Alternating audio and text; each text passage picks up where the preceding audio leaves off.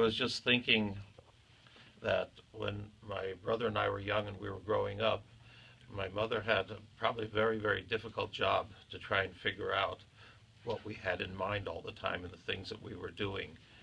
Um, One time I came home from shul in the morning and I was carrying my father's talis and tefillin. He had to leave straight to the office, and he asked me to take talis and tefillin home. And I came home, and it was time for breakfast after Shacharis, and I said, no, I don't want to eat anything.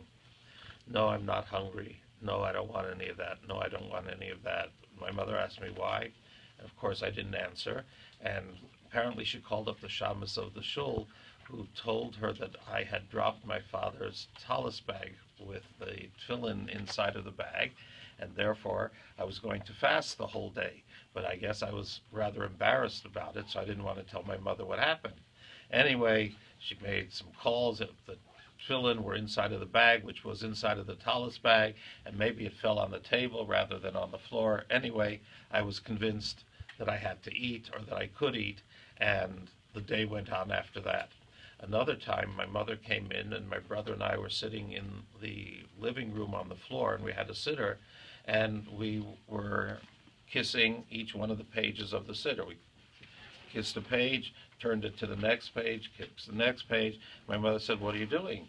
And we said, well, we dropped the siddur, so therefore we have to kiss all the pages of the siddur.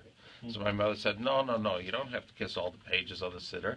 Just kiss one page and say you're sorry to all the rest of the pages. So, of course, I don't know if it was my brother or me, we kissed one page and then turned the page and said, I'm sorry, I'm sorry, I'm sorry, I'm sorry. After that, well, this morning I dropped the chumash, or the chumash fell down.